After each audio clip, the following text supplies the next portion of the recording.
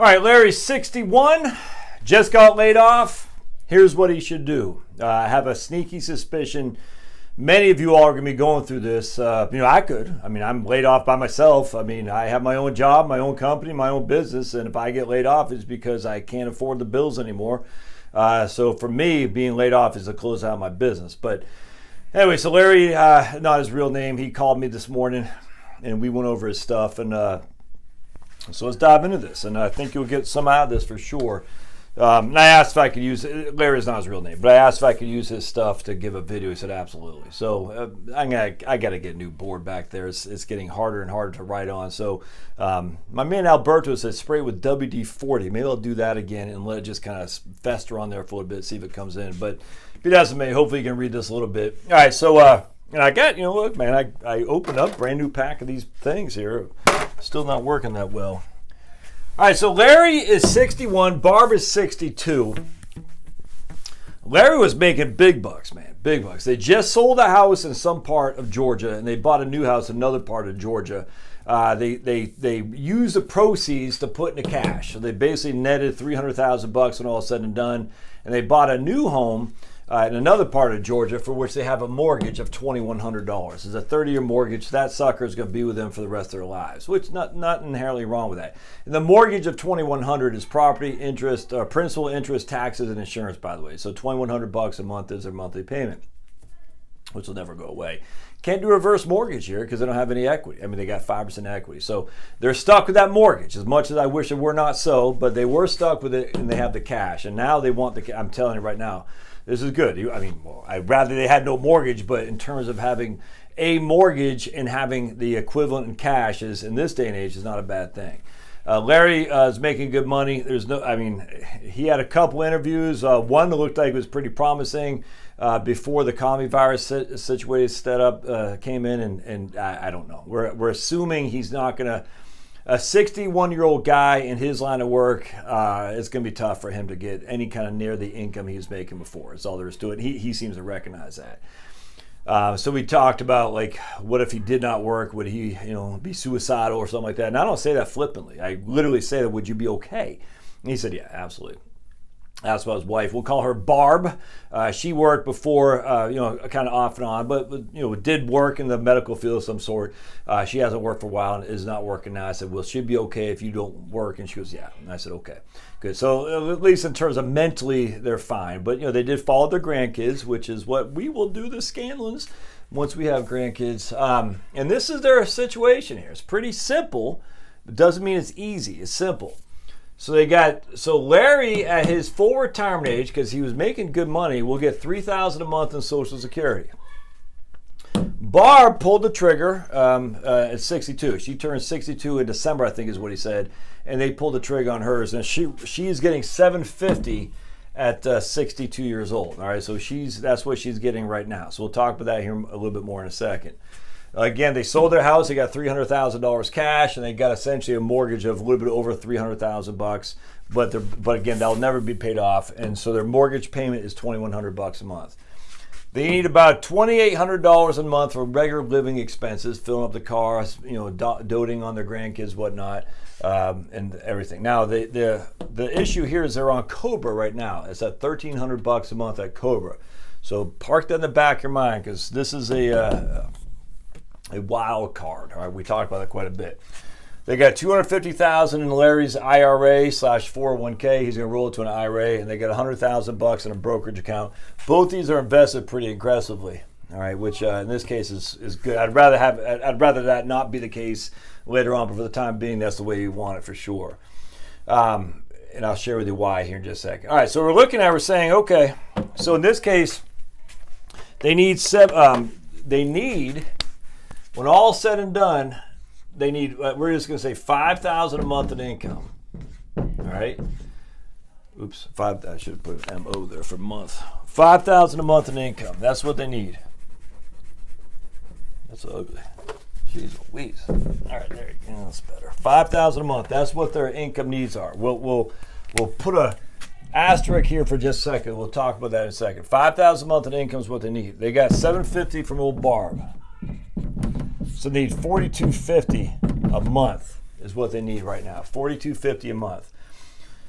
So Larry's initial thought was to take Social Security, it'd be reduced to about, I think it's at $2,200 or something like that at 62. I said, don't do that. Larry's a little bit younger by 6 months or so, but he's a man, and presumably Barb's going to survive him. So we do not want him to take Social Security early. I don't have any qualm with her taking it early, but we do not want him to.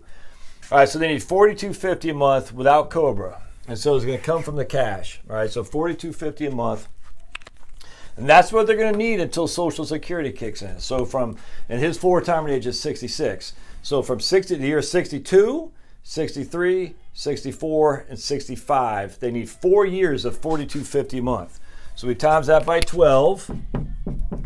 That means, and off the top of my head, I don't know that. So we take our trusty calculator, go 4250, 512. They need $51,000 a year for 4 years. All right, so we're just going to say simply $205,000 is what they need total. $205,000. That's what they need for the next 4 years without touching Social Security. Take it from the cash. All right, so now they're going to take the $300,000 from the cash, and they're going to use that $51,000 a year. What they're going to use. So they're going to cash 5 years from now. They'll still have $100,000 in cash at 66. I should say when Larry is 66. So does that make sense? $100,000 of cash when Larry's 66. So they're going to use that for right there. And that's going to reduce that cash. Now the best thing about that, because they're taken from the cash, is completely tax-free. There's no capital gain. There's no ordinary income distribution from an IRA or 401k. So in this case, as much as I'd love for him to do Roth conversions and all that, don't mess with that, because what's going to happen is next year, and it has to be next year, they'll cancel COBRA and go to ACA. And I think he says a $200 a month premium. All right, that's it. So next year, they can't do it this year because Larry's making good money. I think he already had more than $60,000 from when he got laid off because of bonuses and whatnot from the previous year, which is taxable this year. So he cannot not get COBRA for this year. All right, so in this 1 year, he needs another $1,300 a month. So $1,300 a month times 12. We take our trusty calculator. That's another $15,000 of COBRA. So this 1 year, he's going to have another $15,000 coming out of this, and he'll just take it from the cash account. That's what he should do without question. But next year, he'll literally have no income at all, none whatsoever. And so ACA will, and the funny thing is, he's currently under a Blue Cross Blue Shield plan. ACA is Blue Cross Blue Shield, all the same docs and everything, a little bit higher deductible, what they said, maybe a little bit higher copay, but everything else is the same under his ACA plan because he's already in Blue Cross Blue Shield, which is one of the benefits of ACA, which I've learned. If you have Blue Cross Blue Shield, a lot of times it's just a seamless transition. The doc doesn't care. They just want to make sure they get paid. But if you're already a patient of the doc and you just transition from your old plan through your company's Blue Cross Blue Shield to the ACA, there's a seamless transition for the docs. You keep your docs, your doctors and all that. You might just have to pay a little bit of a different premium for copays and whatnot. But anyway, he has to pay this for the next 12 months or until the end of 2020 because he made so much money in the beginning of this year. Hope that makes sense. Next year, though, they'll fall off a cliff. So we're just going to use this broad number of $5,000 a month for simplicity once he gets off of COBRA. And now, again, we're going to take it from the cash. If you're pulling money from cash, it's not a taxable event. There's no income tax on that. Now, you're going to get a little bit of interest. 1% on $300,000 is $3,000 a year if he's even getting that. It's literally nothing. But from a taxable perspective, this has just come tax-free because you've already paid tax on it. There's no tax whatsoever for taking money out of a cash account. There is tax taking money out of IRA, so don't do that, especially because we want you to keep your income below, I think it's $64,000 for the premium credits on Obamacare. All right, so that makes sense. So far, so good. So now, we're just going to say in 4 years, when he's 66, this will be worth $400,000 in investments, all right? Again, at 66. So in this case, he has $500,000 in investments, all right, which is good. And he's going to be on Social Security. We're going to say there you go. So he still needs $5,000 a month. He'll have $5,000 a month minus his Social Security. All right, now on top of that, Barb's going to get a little bit of a bump up, all right, because she will get her spousal benefit when he files. His PIA is $3,000 a month, so we know for a fact that she'll get a half that minus the fact she already taken a reduction because she took it early. So she's going to lose 25%. So she will get half of his PIA once he files for his benefit, minus what she already took. She already got an early payout because she took out 62. She'll lose 25%. She'll get half of 30,000 is 1,500 minus 25%. She'll get 1,125 because she will get a bump from 750 to 1,125. All right. So now what we got there? So now we have between Social Security for old Barb and what's the name, Larry. They got $41.25 a month in just Social Security alone. All right, so that means they need $875 a month. We're going to times that by 12. $875 a month times 12 will give us how much they need over the course of a year. $875 times 12, that's $10,000. So they need $10,000 off this guy right here. All right, now they might need a little bit more because Medicare will be more than ACA most likely in terms of Part B is 144, Part D is 44. A supplemental, I'd say you probably need $6,000 or so, another $500 a month. So we'll even add to say they need $15,000 a year when you factor Medicare on top of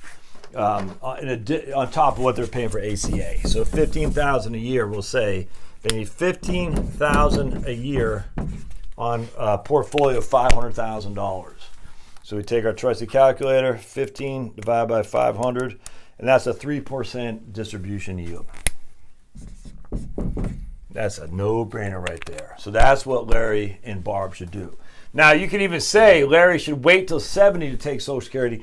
Yeah, I don't think so. I get that, but that's what, see, it's, so I don't want to say Larry's adamant taking it earlier, but I said, no, I'm adamant not taking it earlier. No, don't do that.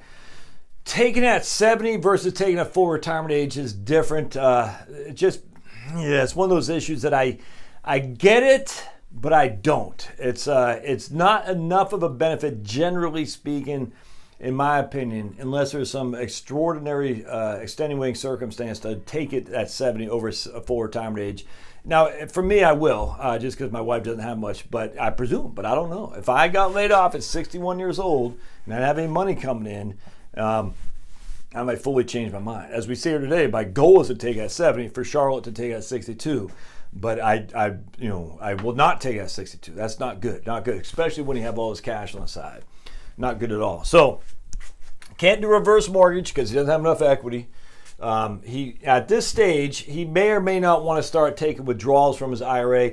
But I hate to say it, guys. So don't forget, this is all tax-free. $15,000 with $41,000 of Social Security. This is all tax-free because a good portion is going to come from cash or his brokerage account. Now, even if he takes RMDs, $250,000 RMD, let's say it's savings for $400,000 at that point.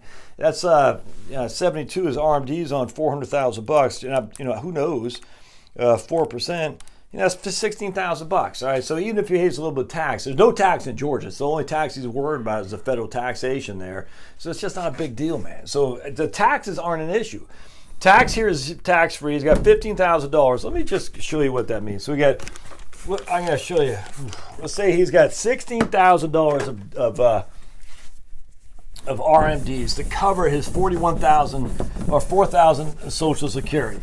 All right, so we'll just show you what the tax rates look. Let me pause this. Let me pause this. I'll do another video here. So we'll hang tight. We'll do the second part of this. Hold on.